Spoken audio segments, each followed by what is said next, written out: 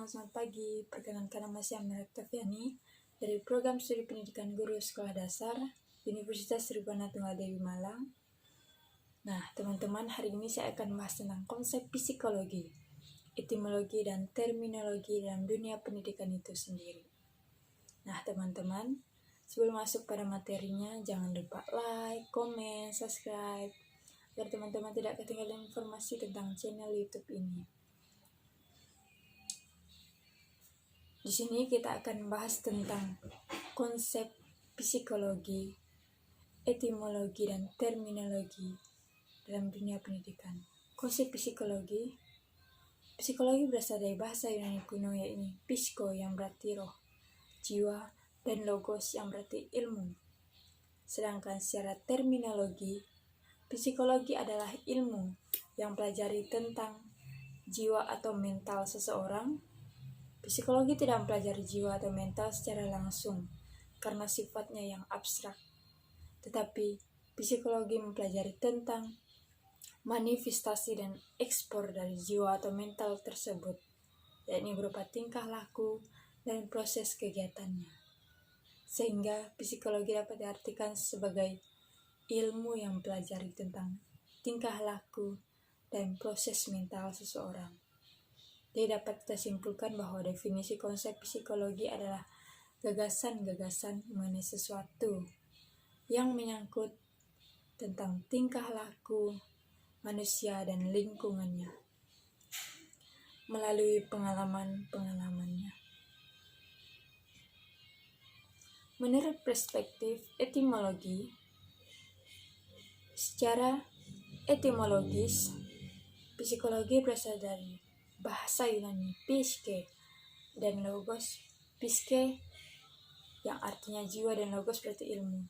Sedangkan sebagai salah satu bidang dari psikologi dan sebagai ilmu psikologi, perkembangan memiliki teori-teori yang sampai sekarang dan dapat digunakan sebagai kerangka acuan memahami perubahan tingkah laku manusia sesuai dengan perubahannya waktu atau zaman yang akan dilalui seseorang. Terminologi. Secara terminologi, menurut istilah pengetahuannya, psikologi adalah ilmu yang mempelajari tentang segala hal yang berhubungan dengan jiwa manusia, hakikatnya, asal-usulnya, proses, dan akhir yang ditimbulkannya. Psikologi dapat juga diartikan sebagai ilmu yang belajar tentang perilaku manusia atau tingkah laku manusia. Poin kedua, manusia dalam perspektif psikologi terdapat 4 aliran besar psikologi, yakni psikoanalisis, psikologi perilaku, psikologi humanistik, psikologi transpersonal. Yang C, dinamika perilaku. Manusia dalam perspektif psikologi dinamika perilaku. Manusia adalah sekumpulan perilaku dimiliki oleh manusia dan dipengaruhi oleh adat, sikap, nilai, etika, kekuatan, persuasi, dan genetik. Yang D, pengalaman sebagai cabang psikologi perkembangan adalah perubahan-perubahan yang bersifat kualitatif pada aspek pematangan fungsi organ individu dalam pengkajiannya, tentunya tidak lepas dari tantangan psikologi, yang mana kemudian akan berkembang pada tujuannya, yaitu psikologi perkembangan sebagai cabang dari psikologi sebagai ilmu. Yang E, manfaat psikologi menurut saya.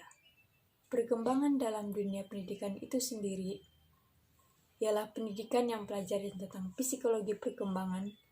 Sedikit banyaknya tenaga kerja pendidik akan mempengaruhi kehidupan jiwanya, sehingga baik dari segi pengenalan, perasaan, kehendak maupun tingkah laku lainnya, sehingga orang dapat menilai dirinya sendiri karena pengenalan dan pengalaman terhadap kehidupan jiwanya sendiri.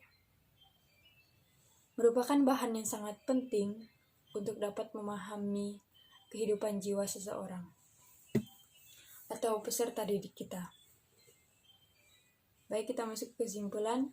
Psikologi dalam ilmu yang membahas tentang tingkah laku manusia dalam hubungannya dengan lingkungannya. Psikologi menyentuh semua aspek kehidupan manusia. Psikologi dipelajari untuk mengenal diri sendiri dan lain. Setelah mengenal diri sendiri, maka dia atau kita sendiri atau orang lain diharapkan berusaha menyesuaikan dengan orang lain. Sekian dari saya, terima kasih. Jangan lupa like, komen, dan subscribe channel ini.